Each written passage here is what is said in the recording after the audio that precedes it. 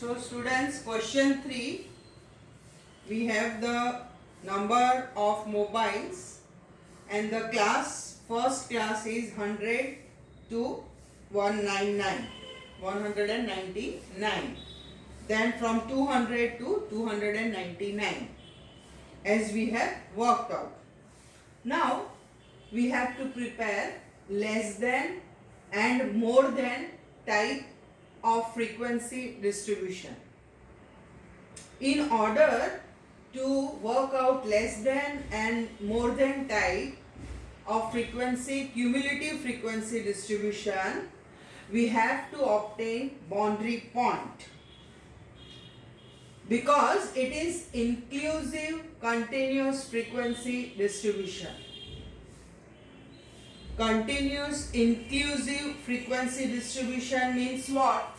Our class is from 100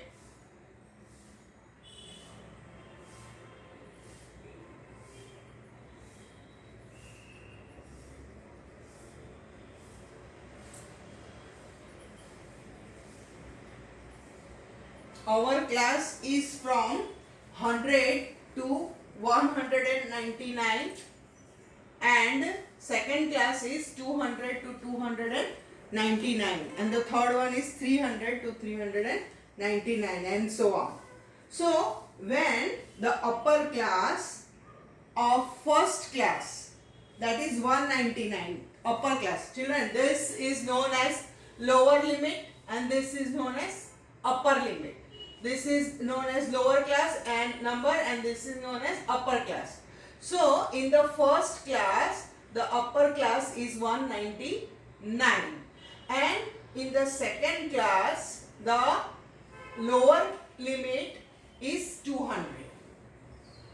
So when the upper class of first class and the lower class of second class, that is this number 199 and 200 are different numbers. As we have seen, the class is mostly we do 10 to 20, 20 to 30, 30 to 40, that way, which is known as exclusive. But when the upper class and the lower class point, that is the upper limit and the lower limit of first class and second class are different numbers, then it is known as inclusive continuous frequency distribution. And when the data is too large, when the range is too large, it is usually we prepare inclusive continuous frequency distribution. So here, as we have seen, the range is too large and so we have prepared inclusive continuous frequency distribution. Now when inclusive frequency distribution is given, always we have to obtain boundary points to obtain exclusive frequency distribution. Exclusive frequency distribution means both the upper limit of first class and the lower limit of second class should be made equal. So then it becomes exclusive frequency distribution. So the difference between this is a short and easy method which you don't have to work out also and you don't have to remember the formulas also, which I have written down. But when it is inclusive and you want to make exclusive, always when it is inclusive, it is compulsory for us to make exclusive. So children, the difference between the upper limit of first class and the lower limit of second class, what is the upper limit of first class? 199. And what is the lower limit of second class? Second class means succeeding class, 200. So the difference between upper limit of first class and lower limit of second class is 1. That is 200 minus 199. I have written 200 minus 199 both. So what is the difference here? 1. Now when it is this way, we have to divide 1 by 2. So you will get 0.5. And when you get 0.5, now subtract 0.5 from lower limit. From all the lower limits means first number and upper limit means the second number. So from all the lower number of the class which we have made, you have to subtract 0.5 and add 0.5 on the upper limit of each class, so that you can change inclusive continuous frequency distribution into exclusive frequency distribution. Now in your textbook this formula is given by which you can find out, but this I have made it short, that when it is very simple children, when it is inclusive you have to subtract 0.5 from the first number and you have to add 0.5 in the second number, so that the class numbers will become equal. So this is the formula and I have done the formula also. Lower limit, what is our lower limit? 100. What is the upper limit of previous class? Suppose if there is class above 100 also, then what will be your the number? 0 to 99. So this will be 99. What I have written? 100 plus 99 divided by 2. So you will get the lower limit. 199 divided by 2, that is 99.5. And here also, as per this short formula, if you subtract 100, you subtract 0.5 from 100, you will get 99.5. And if you add in this upper limit, you will get 199.5, which I got according to the formula also. So here, those who want to use formula, but formula is not needed, orally also we can work out. So now the second point is that we have to obtain less than cumulative frequency distribution. So when less than type of cumulative frequency distribution we have to do, we have to obtain upper boundary point or less than it. Upper boundary point or less than it. So first upper boundary point is what? 99.5. How I got 99.5? 100 upper limit is what? 99. So upper limit boundary point is 99.5, then 199.5, then 299.5 and so on. So upper limit you have to take or less than it. Now less than cumulative frequency. 99.5, how many mobiles are produced less than 99.5? So 99.5 is starting here. 99.5 is starting here. Here we have 100 or 99.5. And how many mobiles are produced here? The number of mobile produced at 99.5, 0. We have not produced any mobiles 99.5. So you will write 0. That frequency will be 0. The number of mobile produced is 0. Now second is 199.5. 199.5, how many mobiles you have produced? That is, I have added there. So it is 0 and plus 2. The frequency of the first class. What is the frequency of the first class? What we have worked out? That is 2. So in 199.5, 0 plus 2.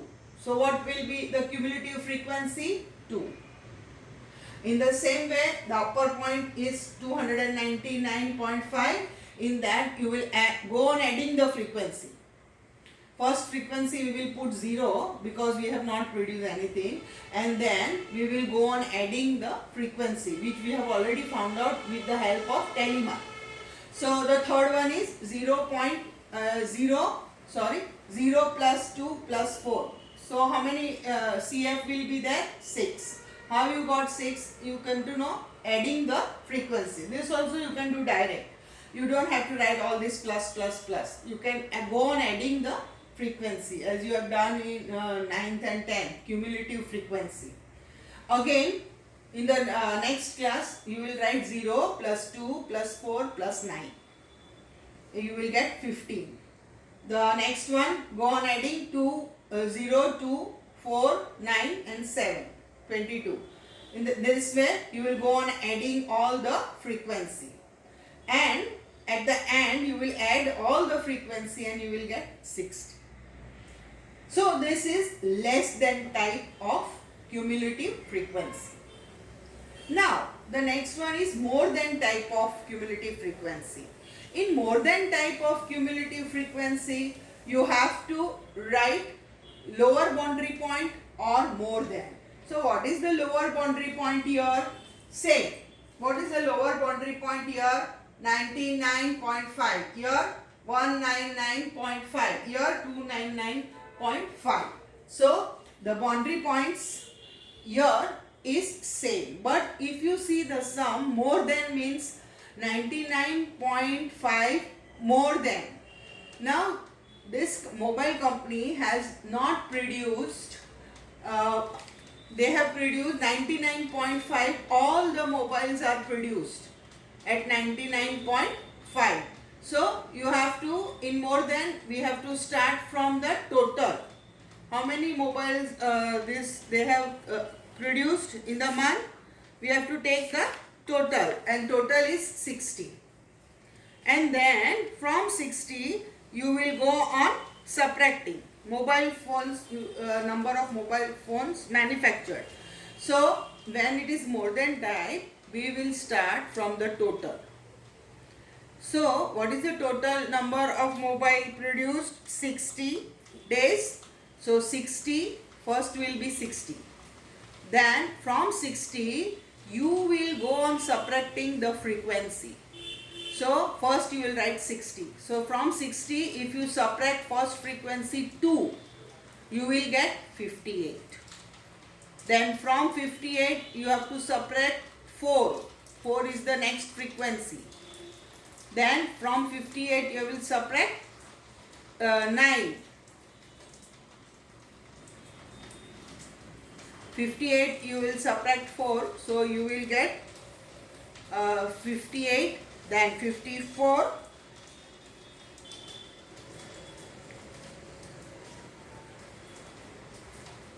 then 45, 38, 28, 20, 11, 7, 4 and 0. So, in short, I want to tell you is that when it is given less than, we will start from 0 and go on adding the frequency. And when you have to find out more than, we have to start from the total. And then from the total, you have to go on subtracting. You have to go on subtracting the number of frequency. So this is question number 3, which we have worked out.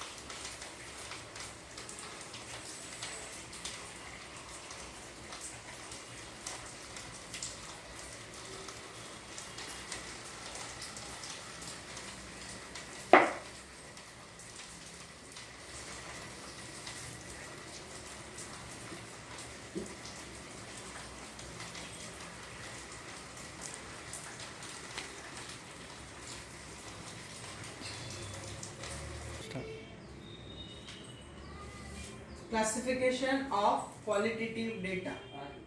Qualitative data means attribute, the quality. In that, we have simple classification or table. A classification which is made on single attribute means single quality. Single attribute is called simple classification. or tabulation. For example, designation of employee. Here only we are going to draw the table of only designation of the employee. So we have only one attribute, one quality. So for that reason, it is known as simple classification. So in the classification in which we are only going to draw the table of one attribute. Attribute means quality. Then it is known as simple classification or table. That is, in other words, we can call tabulation. You are going to prepare the table. Okay, so this is simple classification. In manifold classification, more than one attribute is to be shown in the table. Manifold. So a classification of raw data is carried out by considering more than one attribute of the units. That is called manifold classification. For example, designation of the employee, which we have seen in simple only designation. But when it is manifold, we are going to show the designation of the employee on the basis of the gender. Gender means male, female. Also on the basis of marital status, that is married, unmarried. So here you can see we have three quality, three attribute. So when this type of table we have to prepare, it is called manifold classification. So classification of qualitative data are of two types, that is simple classification and manifold classification. The next topic is tabulation. Means you have to prepare the table. Uses of tabulation. What are the uses? Or how, when you prepare the data in the form of table, how it will be useful. So uses of tabulation. The first one is, it represents the extensive data. We have collected so many data from different sectors, from different fields. Now when you have just gone on collecting, it will be in the raw form.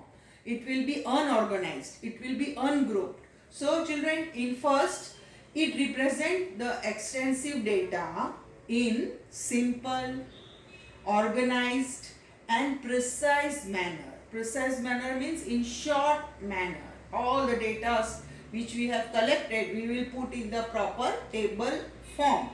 So it represents the extensive or large data in simple, organized and precise manner.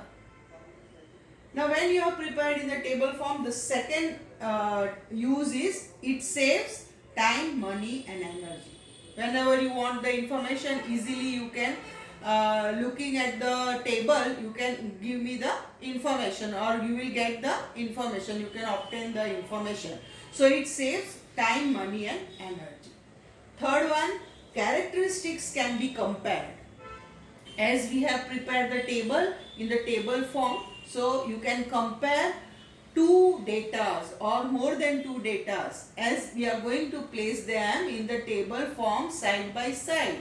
So your comparison work can become easy and quicker also. So characteristics can be easily compared. Rows and columns totals. When you prepare rows and columns, when you do the total, rows and column total are found in the table, so errors can be detected and rectified. If you have made any mistake in doing the total of that particular row or that particular column, then it can be easily detected and can be rectified, can be corrected. So this is the use of table. This is the importance of table, advantages of table which we have drawn. And last one is very important. Analysis of data can be easily made. That is simple and convenient. So analysis which we have to make of the data which you have collected can be simple and convenient. So these are the uses of tabulation, advantages of tabulation, importance of tabulation. It represents the extensive data in simple, organized and precise form. First one. Second, saves time, money and energy. Third one, characteristics can be compared. Fourth, rows and columns total can be checked, can be found out, and errors can be detected. Errors means mistakes. Mistakes can be detected and rectified, and analysis of the data can be simple and convenient. So these all are the uses of the tabulation. Guidelines, rules, how you have to prepare your table for the data which you have collected, how you are going to represent the information which you have collected in the table form. So guidelines, children. First one, appropriate title should be given to the table. If you are not giving the proper title or not giving the proper heading to the table, then whatever the information you have presented in the table, it will be of no use, it will be meaningless. So guidelines, the first rule is that appropriate title should be given to the table. Second, clear and simple caption to the rows and columns. When you draw the rows and columns, you have to give proper caption. Caption means you have to give proper inside heading to the rows or the columns which you are drawing in the table. If figures are too large, if figures are in thousand, lakhs, or crores, then you have to put in the caption. If the figures are large, then it should be represented in lakhs or crores or in rupees. So you can only write the figures. And fourth is the source of the data should be mentioned below the table. From where you are obtaining the information, that you should write at the end of the table. Fifth one, rough table should be prepared before preparing final table. Before preparing your final table, one rough table should be prepared, so that when you prepare final table, there will be no any rough work or just erasing the figures or some data and all that. So to keep your table neat and clean and attractive, you have to first prepare the rough table and then you have to make it fair. So these are all the guidelines and rules for preparing your table, that is tabulation. Appropriate title, clear and simple caption to the rows and columns. Figures are too large, then it should be in the caption given in thousand or lakhs or crores. Source of the data should be mentioned at the end of the table, and rough table should be prepared before preparing final table. So these are the easy ones, the rules which you have to learn. Now diagrams. Diagrams are very important in statistics. Why? Because the large data can be easily represented in the form of diagrams or graphs. So children, diagrams are very important in order to represent the data. So advantages or importance of diagrams are: first one, diagram represent the data in the attractive, simple and concise form. Whatever the data we have collected in large, it will be put in the diagram form, which will be attractive, simple and concise form, means in short form. Now data can be remembered for a longer time. When you see the diagram, a visual, that is drawn diagram, you can remember for the longer time. So diagrams are important because you can easily remember for the longer time. Next one is you can compare. Comparative study can become easy. If 2 years data is given and if you have drawn the diagram of 2 years, looking at the diagram we can compare that last year production was more or this year it is more or less, how much less and all that. When we will draw graph, at that time you can learn this better.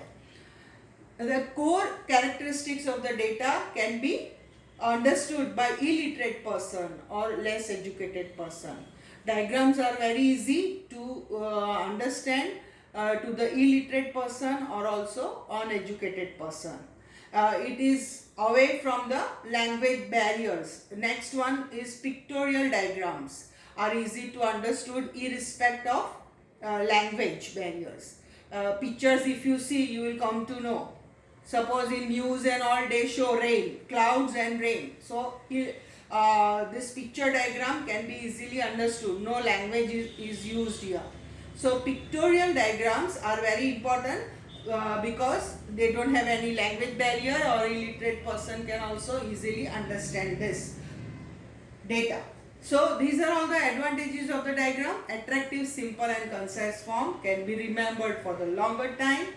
Comparative study becomes easy. All the characteristics can be understood by illiterate or uneducated person. Pictorial diagrams are very useful for all the people. They don't have any language barriers. Limitations. If the diagram is not drawn accurately, if the diagram is not drawn properly, then it will lead to wrong interpretation.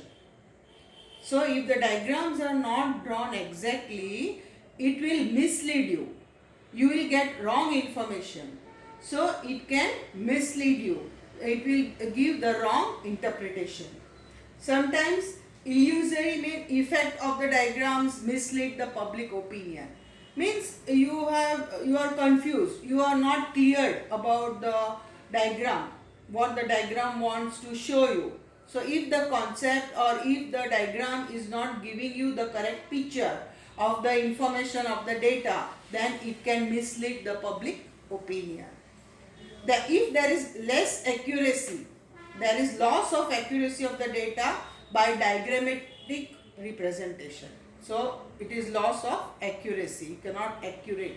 The accurate data cannot be obtained from the diagrams. So these are all the limitations of the diagram. Types of diagrams. There are 3 types of diagrams. One-dimensional diagram, two-dimensional diagram and pictorial diagram. In one-dimensional diagram, one characteristics of the data is to be represented in the form of diagram. In one-dimensional diagram, the first type is bar diagram. In bar diagram, one characteristic of the data is to be represented.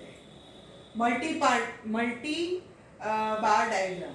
In multi-bar diagram, more than one characteristic is to be presented in the bar form, side by side. When we draw graph, at that time you will able to follow it. In simple divided bar diagram, several mutually related subdata. There will be subdata which is related to each other will be represented in simple divided bar diagram. This also we will draw in graph. Percentage divided bar diagram. To compare the mutual related subdata, here we will take the total value of that data in percentage. And in percentage means you will divide the bar as 100%. You will take the measure as 100% and then you will divide the subdata. So children, this you will able to follow when we are drawing graph in the graph book. Here only as a theory part.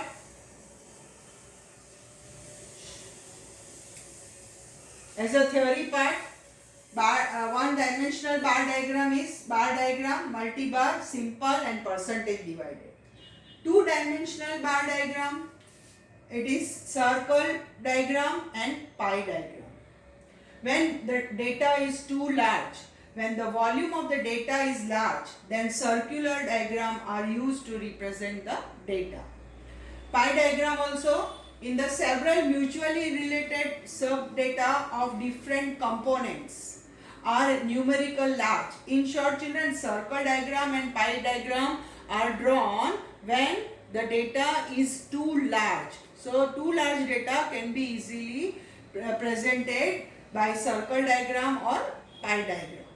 Pie diagram is used to compare the subdata easily. So the pie diagram is used. The circle is divided into sector to represent the subdata, and the total volume of the circle is taken as 360 degree. Means you have to draw the circle and then according to the angle, the subdata are in the terms of angles. You have to draw the angles in that full circle. Okay, so this is two-dimensional diagram, that is circle diagram and pie diagram. And the third one, which is important, is pictorial diagram. In pictorial diagram, pictures are drawn in order to represent the data. Pictures are selected in such a way that it will be representing the data. For example, if you want to find about population, then we will draw the picture of man. Fish production, then we will draw the picture of fish. So in this way, pictorial diagram, pictures form representation of data is done. In the picture form, we have to draw the pictures. Now in picture form of diagram, it is the advantages are there, that it is very attractive, very simple, it will be understood by illiterate person, and it is more attractive. But we can see that in spite of all the advantages, pictorial diagram are not much used in statistic analysis of data. That is the biggest limitation of pictorial diagrams. So pictorial diagram have many advantages that uneducated person can follow. It is attractive, it will last long, it is easy to understand, no language barrier will be there. But the limitation is that it has no much use in statistic for analysis of data. So these are the different forms of diagrams. We have done advantage, disadvantage and everything. And so this will be the theory part, in which you will draw in classwork, that is the homework. Homework, write all notes in classwork book and learn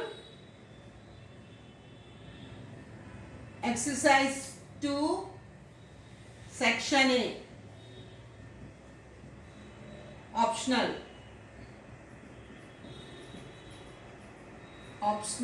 questions.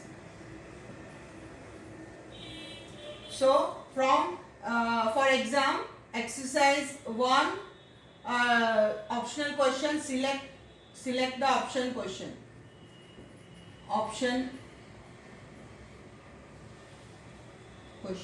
This will be your homework.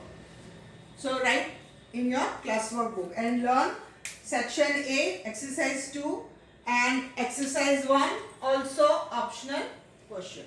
Thank you very much.